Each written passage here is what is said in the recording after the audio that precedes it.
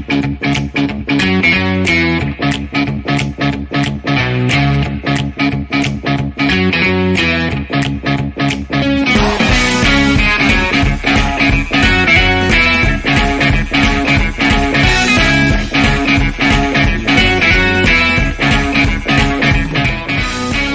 everybody dancing now. Welcome to the Sports Porch. Want to thank you all for being here. I'm Chris, that's Steve, that's Mark. Of course, you know all of us. And as always, want to thank you for listening on American Busker, iHeartRadio. iHeartRadio has 150 million registered users, 2,000 devices, 260 platforms, and we are so grateful to be here and grateful that you are here. I just can't stand it. How about you guys? Well, we are standing. Yes. And so we can stand it. And I can stand it. Yes. Okay. Well, that but was... I am thankful that everybody arrived. And on such an incredible week. We have so much going on. Yeah, we do. We have a lot to talk about. So we want to get right into it. Of course, we're going to talk Steelers. Of course, Hockey Jesus has the Winter Classic today. Oof. But first, guys, I wanted to start with something very special. Okay. Did you guys had heard all the stories in the past about Lynn Swann, the famous Steelers receiver. Sure. He was a ballet dancer. Dancer. Yeah, I think as kids we even kind of made fun of that. Like, what's this guy learning ballet? So did NFL you know? Films, that's actually how my dad tried to get my mom into football by saying that, Lynn Swann takes ballet dancing lessons and such art. That's a story I wish I never heard. And that didn't work, but it was a good try. Well, I bet you guys didn't know. In light of recent events in Steelers Nation, I bet you guys didn't know this. We've all heard thousands of stories over the last week about Franco Harris, rest in peace. What a great guy he was. Thousands of stories. Yeah. They all sounded pretty similar. Mm-hmm. Okay, well, we've got a great story for you right here on the Sports Porch. Nice. Did you know that Franco also danced ballet? I had no idea. I didn't know. Did you know that? This is breaking news. Yeah, yeah, and not only I don't know if it's breaking news, but not only did Franco dance ballet, he danced it with Lynn Swann, and of course, in order to dance ballet, you have to have an accomplished teacher. Yes. And we have that instructor waiting for us right now. Get out of here. To tell us about it. For real? Yes. Wait, you're not making this up. You know I'm not making it up. We talked about it before the show. Good Lord. Stop faking it, Steve. Oh, I can't. It's what you're famous for. That's what she said. So without further ado, I am going to bring on Nancy Hahn, who is the acclaimed ballet instructor for Franco Harris and Lynn Swann, and also happens to be the owner and founder of American Busker, iHeartRadio. So we are so pleased to have her on the show. Nancy, are you there? I'm here. That's great. And I love your show, I have to say. And I want to know one thing, though.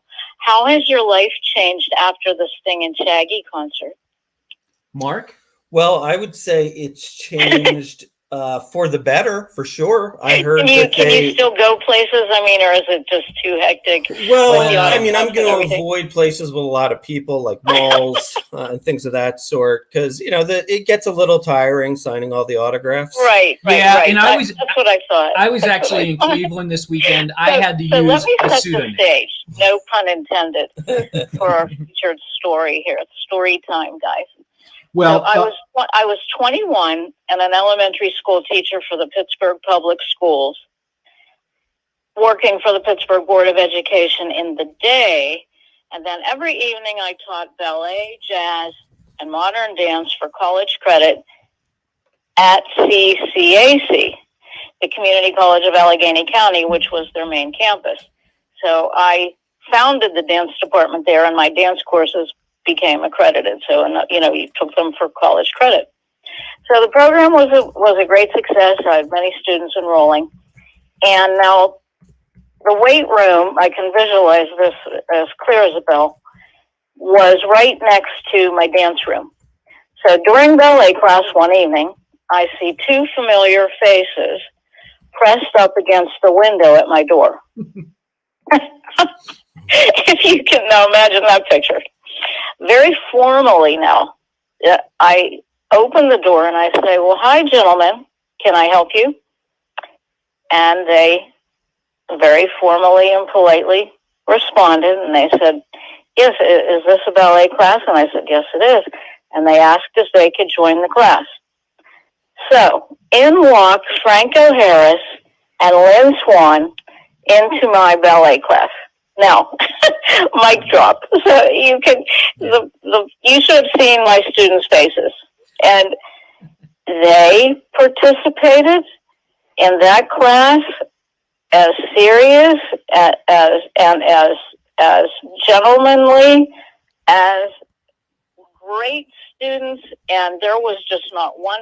I mean, it was just amazing. They were very conscientious and very skilled and very serious students in that class, and then the classes thereafter. And there was no talk about football, or there was only talk. If they had a question, it was a ballet question, and it was pretty amazing. Because of course, the word got around, and but it's an amazing memory. Did they explain to you, or did you ask them, because once you knew who they were, why it was that they wanted to take ballet? No. Like I said, this was not, this was about ballet. Now, a couple times they would, believe it or they would stay after class, and guess what the topic was? Ballet. Nancy, could you go over, the tourgette? Am I doing it correctly? And like I said, imagine, that scene, the ballet bar, the room, typical ballet dance room, and we're talking about ballet. I mean, this is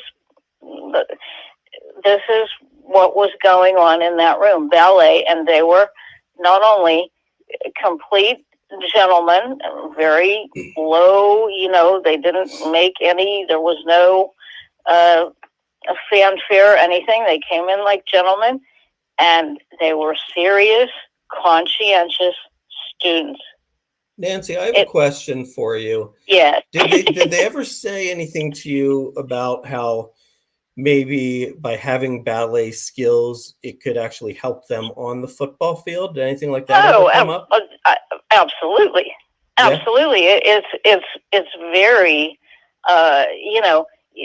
their leg extensions, the toe pointing, all the above, the cerebral part too of, ballet is very head in the game, again, no pun intended, as well. So, it's not the departure that you think, it's very, very aligned, very strategically aligned. And so they adapted to it very well.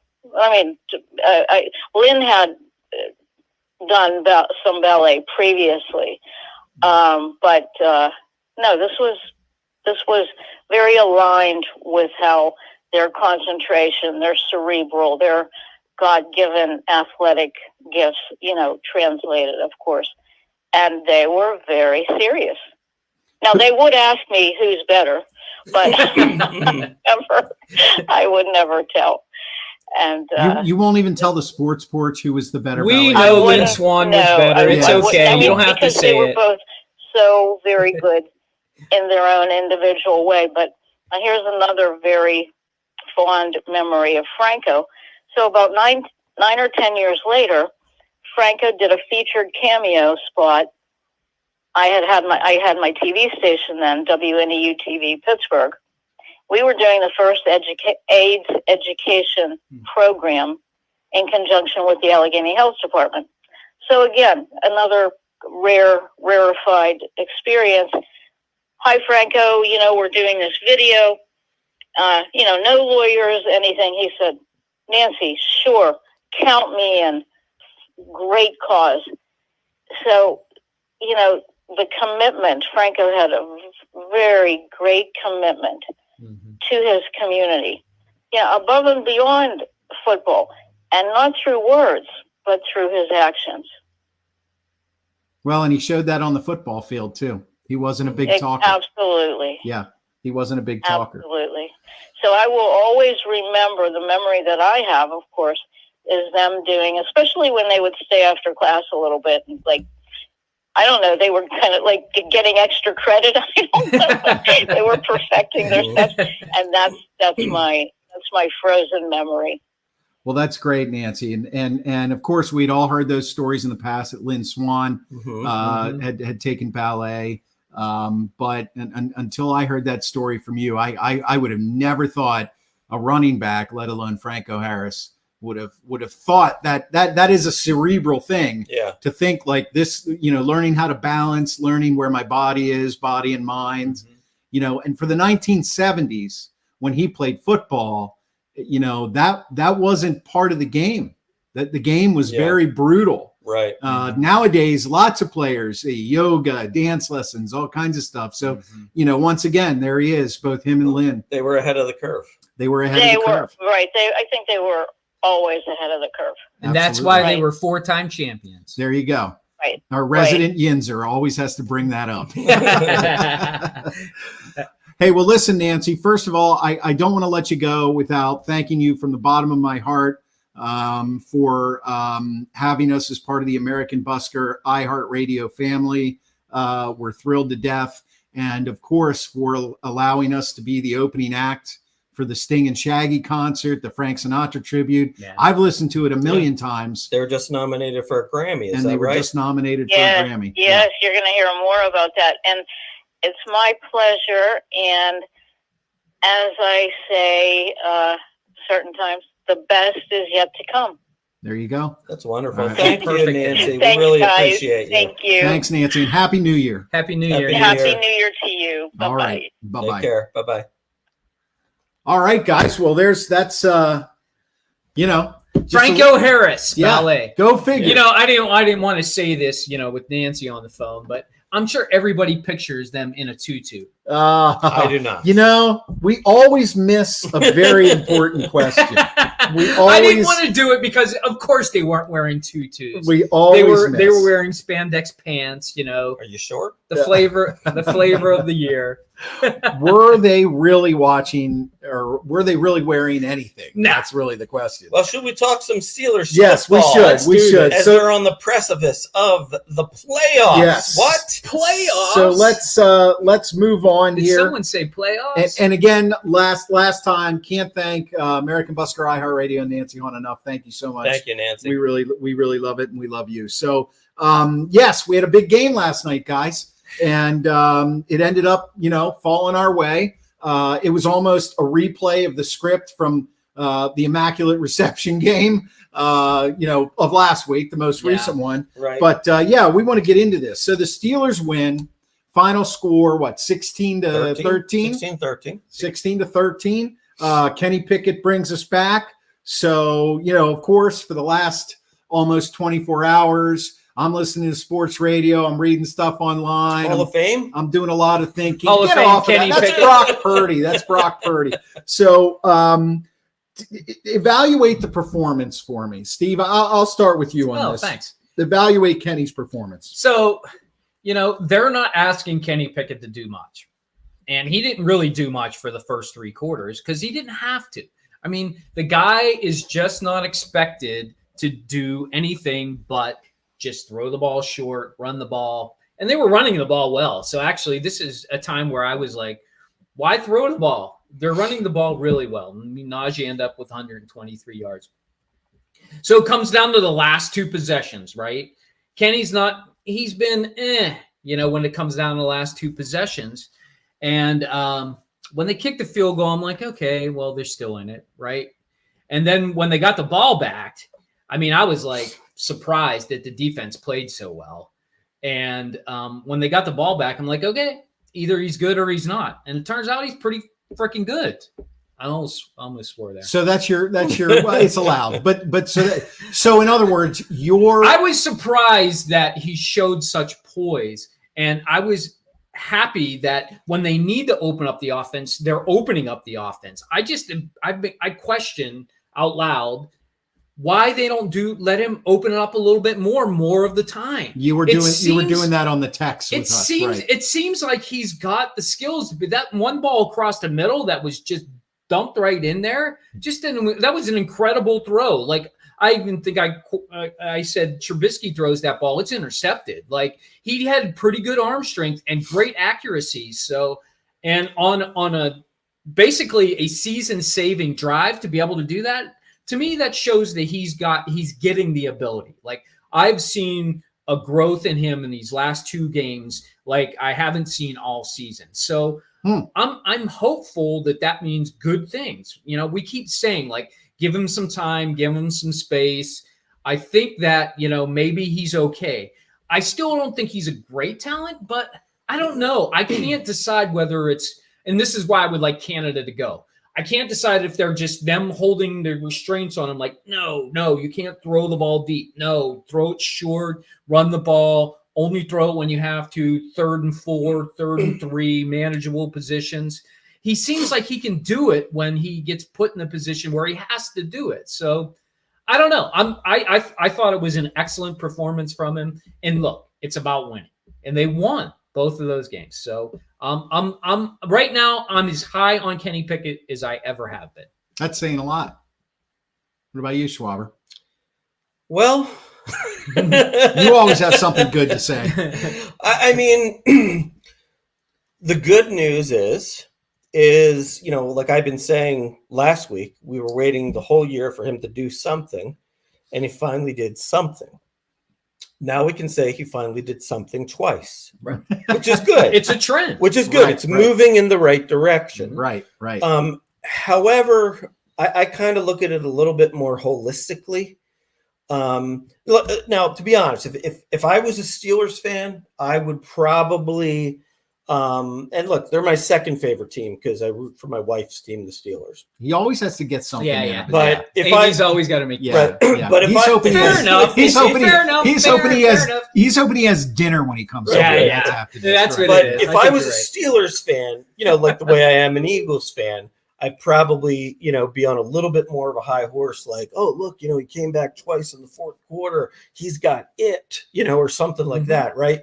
But I kind of more look at it like, all right, now he needs to learn how to play 58 minutes instead of 2. Right. Yeah, right. Because, we all you know, agree there. Because in both games, he really didn't look good until the very end.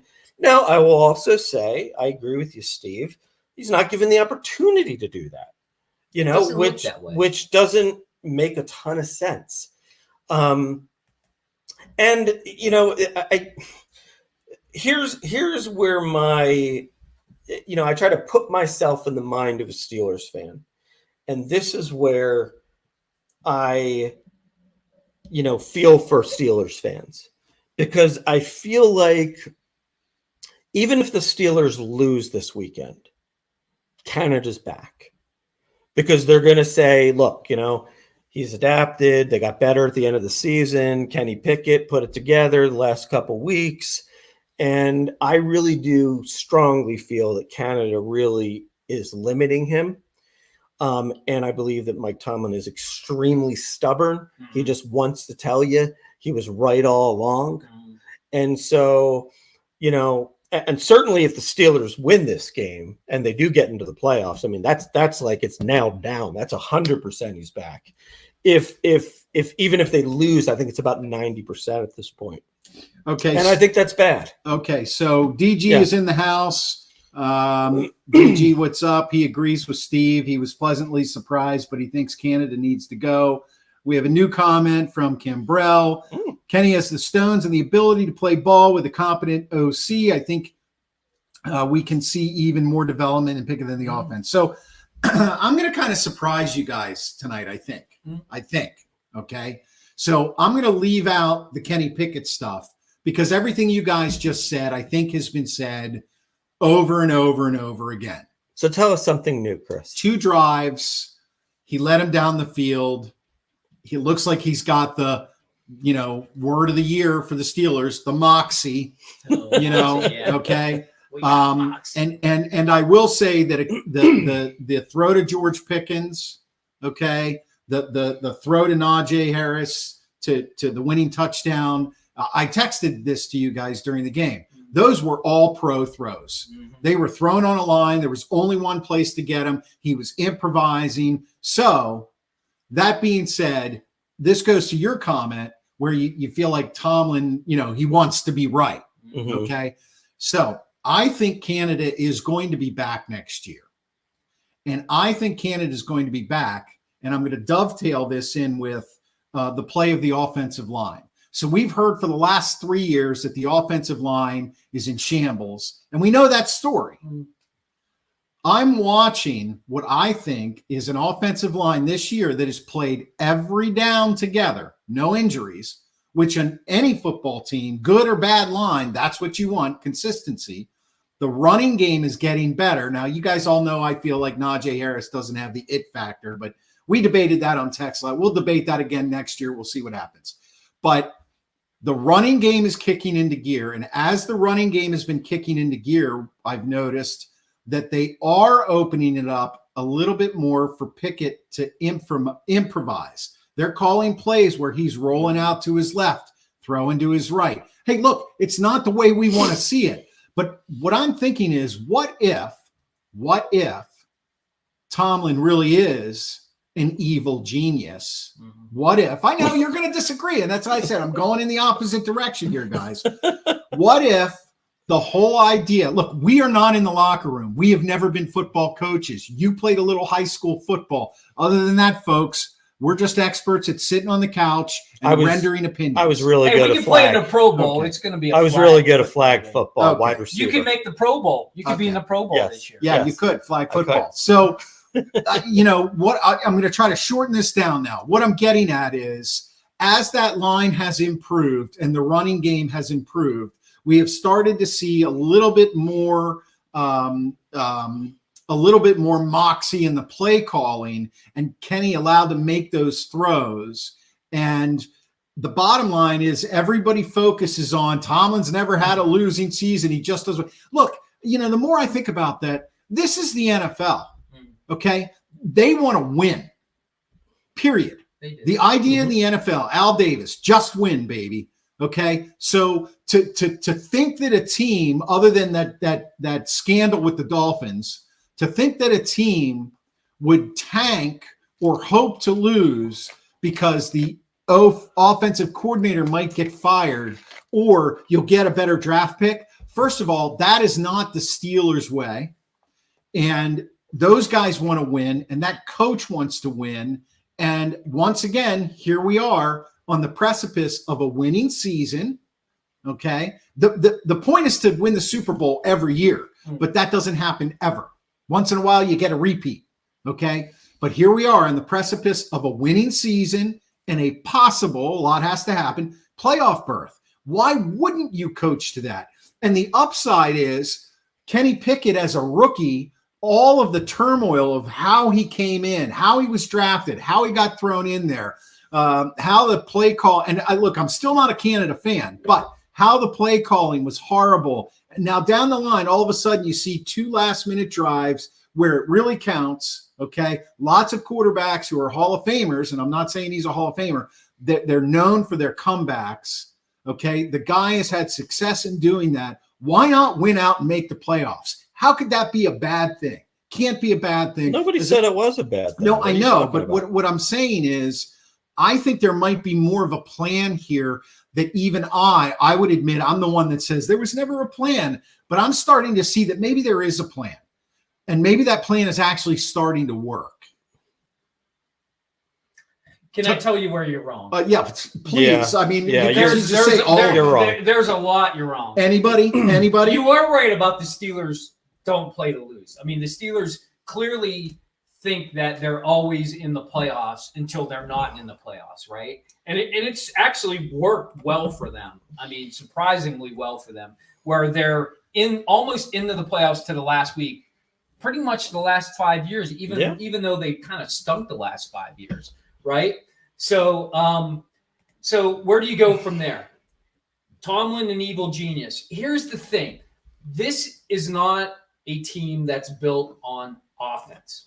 This is a team that's built on defense. And this defense has to play at the highest level possible in order for them to succeed. And we're rolling really right into our very next subject. So keep going. And look, in the second half, they beat the Saints. Not not a playoff team. The Colts, not a playoff team. The Falcons, not a playoff team. The Panthers, not a playoff team. The Raiders, not a playoff team. The only team that they beat that was a playoff team was yesterday in Baltimore, and they did it with their second-string quarterback and their star defensive lineman who would have stopped the run from stopping the run, and they attacked it. They took advantage of it. But if Calais Campbell plays that game, they're not going to win that game. So here's the problem with the Steelers.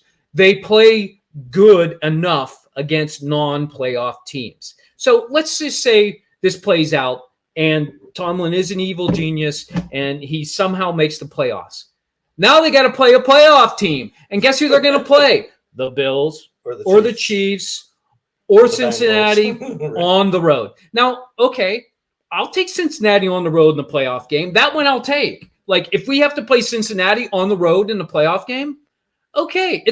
I mean, we only lost by a total of what? Like 4 points? 25% shot at that. Yeah, I mean, but those other two teams, what, 5% shot at it? Right. But that's the problem. That's the problem. Everybody wants to have optimism about this team, and I do too. But it doesn't sound like no. I'm looking at optimism in the quarterback progression. I got you. And here's the thing: like Kenny Pickett got thrown in when they played, and he got thrown in against the Jets. Maybe a playoff team. Oh no, they're actually out of the playoffs. So they weren't a playoff team. Then they got clobbered by the Bills. They barely beat the Buccaneers, but that wasn't because Kenny Pickett played. That was because Trubisky played. And then they got clobbered by the Eagles, a Super Bowl team potentially. So that's the thing. Like, I just want to see a good progression into next year. Whether or not they make the playoffs this year, we'll talk about that later. I think that is the key to next year's record. They're going to play against some worse teams next year, which is good for them. They'll need that. But this team is purely built on defense. The offense hasn't scored 20 points. Still, they still haven't scored 20 points. 24 points against the Panthers is the second half high of points scored. Mm-hmm. All the other ones are 20 points or less. Okay, let me get a couple comments in here before we hear Schwab destroy my thesis. So Cambrell says, yeah, definitely not the Steelers' way to tank. We know that. I think this is Corvée. Canada needs to go, period. Amy says Chris is crazy. Yo Carey says, and he's talking about you, Steve. Captain Negative, get you a chocolate milk and sassafras. I don't like chocolate milk, but I will take some pure leaf tea. I'm all over that. Okay, so Schwabert, I mean, well, do you see what I'm saying? I'm not necessarily saying it's a given. I'm just saying I feel like there might be a little bit more behind this than we think. No, you're completely wrong. Actually, Steve had it exactly right, and it's actually something I heard somebody say on the radio, and they were really kind of digging into Tomlin because he had made some comments, not after this game, but I think after the game before, where he said, hey, when they were 2-6. They really looked inward and they really reflected and they really thought about, what players need to do to have success and blah, blah, blah, blah, blah. And the guy said, no, what happened was after you were 2-6, your schedule got a lot easier. That's all that happened. That's it. And just like Steve said, they've proven to be a little bit better than the teams that aren't playoff teams. One other thing, if I can say this. We watch a lot of NFL games, right? Yep. There are some really bad teams out there, and some that are going to make the playoffs. Like Tampa Bay is a terrible team, but they won their division, and Tom Brady is the only reason that they're doing good. Right. I watched that Carolina game. Carolina scores a field goal, right? Mm-hmm. They have all three of their timeouts, right? Mm-hmm. They still onside kick the ball. Who onside kicks all you have to do is kick it deep. You stop them 3 times. You get the ball back with 40 seconds. You got a chance at tying that game real easy. Now, I know that's when all that crazy shit happened with that punter, and they almost, dropped the punt. And he got it away, and there was more stuff that happened. There are some bad teams out there. I underestimated the mediocrity that is the NFL when it comes to coaching and teams that, are just terrible. They're just some really bad teams out there. And unfortunately for the Steelers, they actually play in a pretty good division. So even the Browns are playing really good ball right now. Yeah. And if they beat the Steelers, they actually will have a better record. We'll end up in the basement if we lose this game, which I think is more of a reason to want to win this game than to keep Tomlin's winning record around. Although if they do end up in the basement, they get an easier schedule. A super easy schedule next year. So that might be something worth building upon too. So So, okay. Well, you know what it really comes down to, guys? It really comes down to this last game. Because here's the reality. Even two other games. Well, yeah. I mean, but here's the thing. Regardless of whether the other games go the way we need them to go, it would still be a really nice finale to come out and beat Cleveland, to have a winning record. And I'm assuming if they beat Cleveland, Kenny Pickett has a good game. And so that would be 3 in a row. And that would be a real positive building block in the next season. And that's, look, guys, right? I'm going to stop it here and we're going to move on. But my final word on that is that's what I'm talking about. Not there has been progress, and maybe the progress that we're seeing has always been a part of the plan, because any quarterback who has a horrible offensive line is going to have trouble. Okay. And this line has gotten better through the year. It's gotten demonstrably better. I don't care what the PFF grades are. Demonstrably better. Yes, they've played teams that are not great teams, but the point is you still have to play football. You're still playing professionals. And with that, you've seen them. There's been a maturation process that maybe the coaches have always realized, like, look, the way we get through this is we continue to push and push and push and win at all costs. Win. Doesn't matter how ugly it is. Hey, because look, let's pretend, huge speculation in complete dreamland. Let's pretend that the cards line up and the Steelers make the playoffs and they make a miraculous run and Patrick Mahomes gets injured and now they're playing it right. But here's my point. Yeah. If the Steelers were, if lightning struck and the Steelers won the Super Bowl this year, nobody would remember, except real hardcore fans like us. Nobody 10 years from now is going to remember what a crappy year it was. They're going to remember they won the Super Bowl. So it's more like they have this plan in place. The line's matured. It's had a couple years. Now they're starting to move the ball. Kenny definitely has the skills. He does. The way he throws the ball and improvises, there's growth there, so there's hope for the future. All I'm saying is maybe they saw that, and that was their plan. Like, we're going to have to live through this nightmare, but we're going to stay the course. That's all. That's all I'm saying. What I'm saying is it comes down to this last game. If Kenny Pickett goes out and throws 3 interceptions next week and they lose 35-3, then... Right, then it looks bad. I'm with you. You know what I mean? But the offense isn't geared that he's going to actually have to do that. Yeah, you're right. Get down early. Yeah, you're That's right. the thing. Okay. Actually, I think Joe Carey makes a really good point. Get 7 points, not field goals for 3. Look, that's a big thing. Right. And No doubt. I think honestly, that's the reason why Canada has to go right there, regardless of whether they make the playoffs or if they don't. Their offense is not creative enough to do things when they get to the red zone, or even when they get like around the 35. Like they have a fear of throwing it deep into the end zone. They have a fear of throwing it across the middle when it comes down to red zone. And you've got to take a chance at some point. And I that's why I think Canada has to go for that specific reason. Okay, so one last thing about the Steelers game. At the end of the game last night, Minka Fitzpatrick comes up big with an interception. There's only 13 seconds left on the clock, so all they got to do is kneel. However, if you paid attention to the game at all, because a lot of people turned it off right then, very soon after that, started chugging beer. The Steelers got an unsportsmanlike conduct foul for, an ununiformed player running on the field to celebrate. Now, look, we know it was Joey Porter Jr. That particular penalty had absolutely no impact on anything because they took their 15 yards, or it might have been half the distance. They knelt down and the game was over. Midfield. But my point, again, 3 weeks in a row, players making completely unnecessary, uninformed, unaware, bonehead penalties.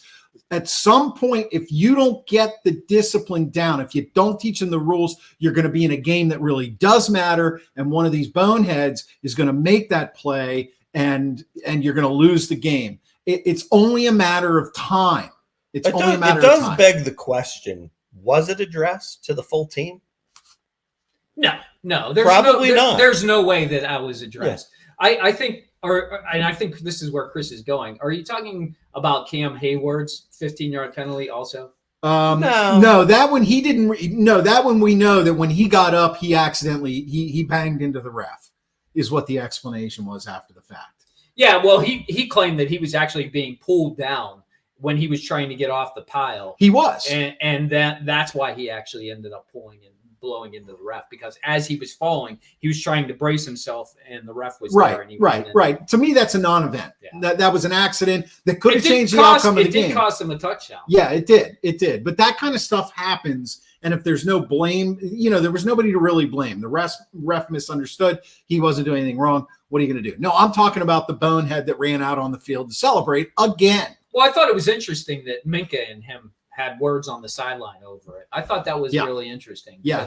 You think some leadership from Minka. Yeah. I mean, I thought it was very interesting that the leaders could go at it with each other like that on the sidelines. That was a little not surprising for a Tomlin team, but I was surprised it actually got on video. Yeah, but it sounds to me like they got it cleared up. Okay. No, they did. I mean, Minka probably didn't really see the play, so I'm sure when he saw the replay, they wrote it out. It did look from one angle. It did look like it was like the right call, a penalty, but from what I understand, it really wasn't. No, it wasn't. But one angle on TV, it really did just look like he just like went down on him. So that's probably what Minka saw. Yeah. Okay, guys. Want to thank you again if you're listening on American Busker iHeartRadio. 150 million registered users, 2,000 devices, 260 platforms. And remember, you can always catch the Sports Porch podcast on the iHeartRadio app and anywhere you get your podcasts. And we're going to be talking Hockey Jesus here in a minute. But this one last comment from Cambrell. Yeah, that penalty on Cam was ridiculous. He was pulled down as well as other Ravens player had his arm tangled. And Yo Carey, Ironhead, a grizzly bear, best knock, act up, Minky. Yes, I think you're right. So what we want to do here right now is get into our picks. And let's talk about last week. Last week, Cowboys at Titans. Chris and Mark had the Cowboys. Steve had the Titans. Sunday, Steelers at Ravens. That's 2 weeks in a row we call it Steelers. Sunday, Chris, me and Mark had faith in Kenny Pickett, and Steve did not. He picked the Ravens.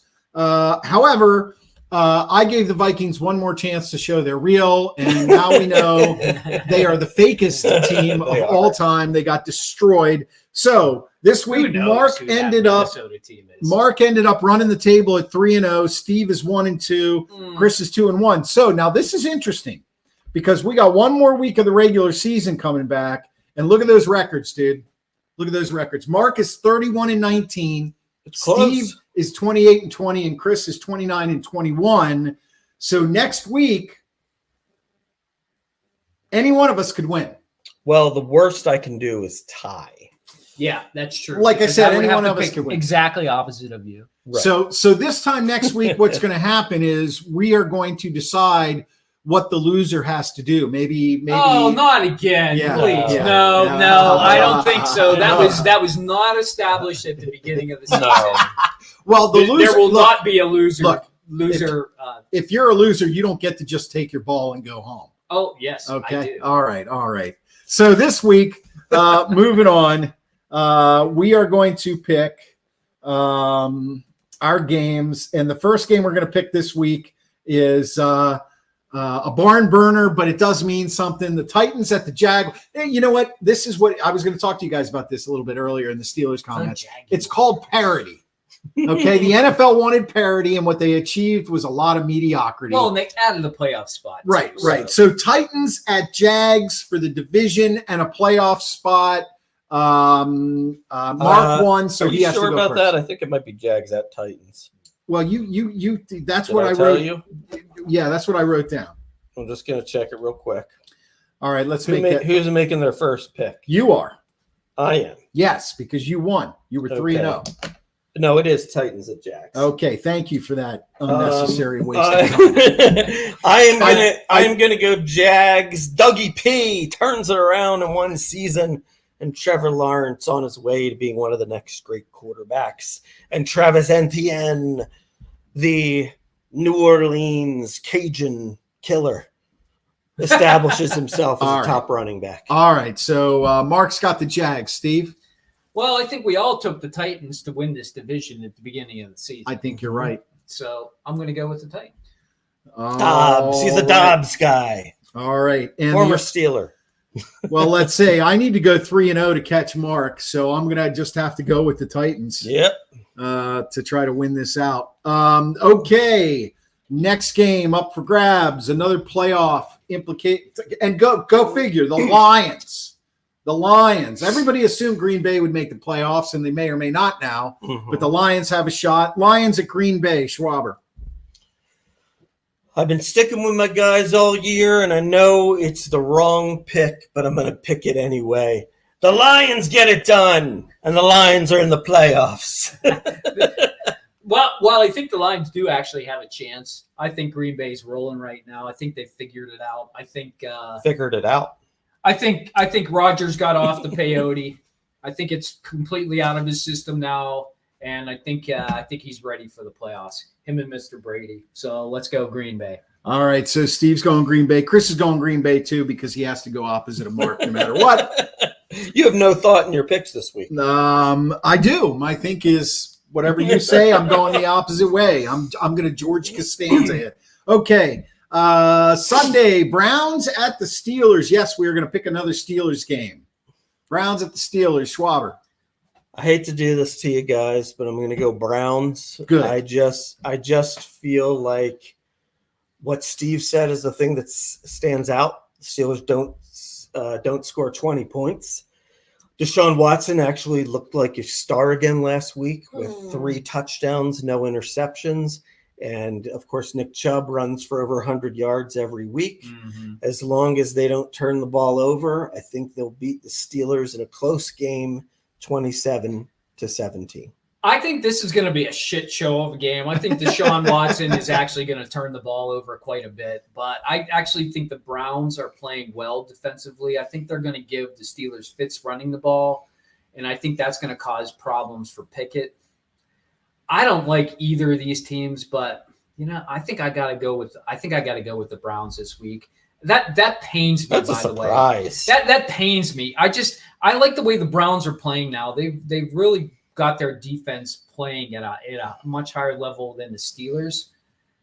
God, I just hate the thoughts of Browns beating us on our own turf for us to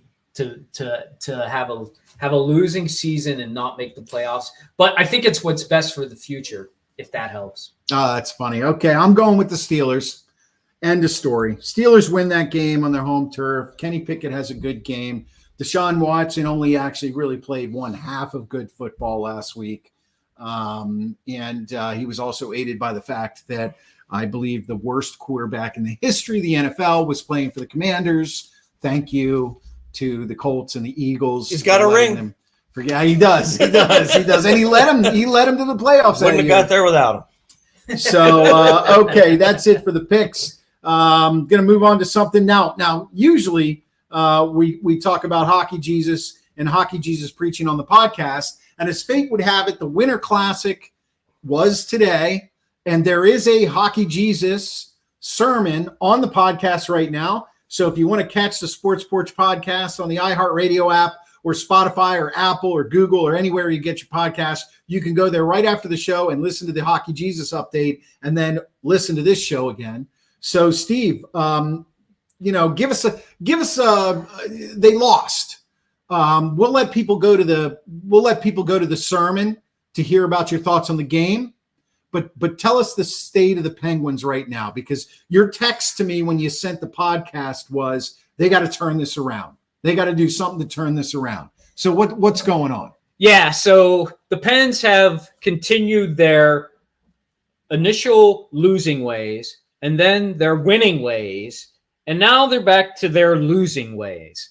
And it's really amazing. Like, the streaks that they've been on are just incredible. Like, here's the thing about the Penguins. The Penguins can play with any team in the league. Like, they no matter what happens, they can play, and they actually take leads going into the third period. But they have no spark left in them. Like, they don't have a single guy who's like excited to play in the third period. It's like, oh God, we played 2 good periods. Isn't that enough? Like, we've won enough rings. Do we have to really go out and play the third period? They just don't have that spark. And when you don't have that spark and you have a 1-goal lead and you're slow, guess what? Younger teams catch you, and then the momentum takes over, and then they end up losing these games. And that's what's been happening. They play well against these other teams. I think their last really good win was in New York, where they beat the Rangers. They looked really good doing it. And since then, they lost a game that they should have won against Carolina. And then since then, they've just looked terrible. Like, they don't have anybody who wants to play a full game. Jari and DeSmith look like they're adequate in goal. I mean, they're not just letting in loose goals. The goalie problem is not their problem. Their problem is it looks like they have no energy left when the third period comes around to try and win these games. Do you think they're gassed in the third period? To me, it looks like no one person wants to go out there and win the game. Like, they don't want to just put the foot on the accelerator and just say, we're just going to just zoom right by you. And to me, that means they're either gassed or disinterested. And I can't tell which one it is at this point. And Sully at this point has nothing left. Like, there are no bullets left in the chambers that he can switch around. He can't use a bigger gun. Like, the biggest thing he can do is he can move Russ from the second line and move him to the first line, and move Raquel from the first line into the second line. And that doesn't do any good. Like, it's the same players. They're just switching around. They can't call somebody up to give them a spark. Like, Ty Smith had to come up because, unfortunately, Chris Letang had an upper body injury. And then on top of that, his dad died. So he's probably going to miss. I'll be surprised if he goes on the trip to the West Coast. They're playing in Vegas on Thursday. I would be surprised if he actually joins them for that. I think he'll probably miss that. So part of the problem is they're missing the reason they were winning before is with special teams. Their power play just caught on fire. It was incredible. They put Raquel there, and Kapanen, their second power play, has been playing really well. And that's what was propelling them the wins, their second power play. But now it's like they don't have that. And without Letang being on the power play, they don't have anything. Like, they went 0 for 9 on the power play. Who goes 0 for 9 on a power play? That's ridiculous. Also, only player that was a -2 today was Dumoulin. Yeah, Dumoulin. So Dumoulin's interesting. I mean, he was playing well for a while, but when he plays too many minutes, he's just terrible. And you catch my thoughts on Dumoulin on the podcast. I actually didn't think he was all that terrible on the second goal that they scored, and my rationale is on the podcast. Check that out. If you know what it's time for. Bluger update. It's a Bluger update. So Teddy's been center in the third line now. They moved him up from the fourth line to the third line. That was one thing that they tried to do to help. It actually didn't help. So it seems he's a fourth line center. Teddy Bluger is a fourth line center who does a great job on the penalty kill, and that's who he is. Like, anytime you try and move him into that third line center role, he just doesn't fit. He plays better with Paling and McGinn on that fourth line, and that's where he should stay. He's nobody. He's not great. He's never going to be a third line center, and that's that. Seems like this team is a mystery.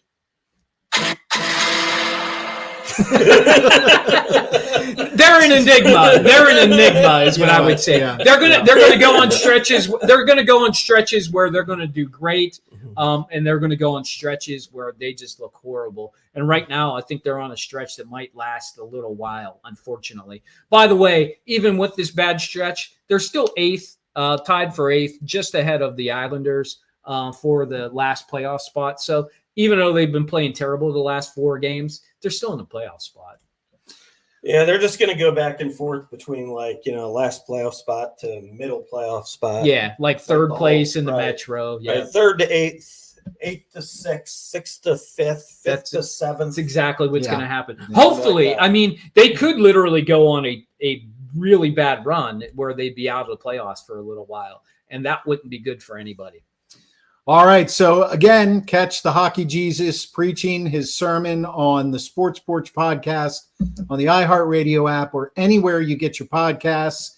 And there's one up there for the Winter Classic. And then this podcast will be dropped tonight for your listening pleasure. I want to thank Nancy Hahn of American Busker iHeartRadio for being here and giving us that great story about Franco and Lynn Swan and being their ballet instructor. And of course, our thoughts and prayers go out to all of Steelers Nation, but especially Franco Harris and his family. What a great guy he was. I had the pleasure of meeting him a few times in my life, just some real quick conversations. But I got to tell you, I always thought he was the nicest guy. I never got the feeling when I was introduced to him that he thought anything of himself other than he's another human being on earth, put here to help people out, and he was blessed for the life that he was given. So we all loved you, Franco, and rest in peace, my man.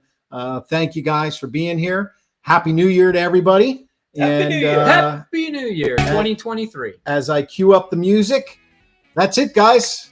The porch is out. We'll see you next week. Let's go Steelers.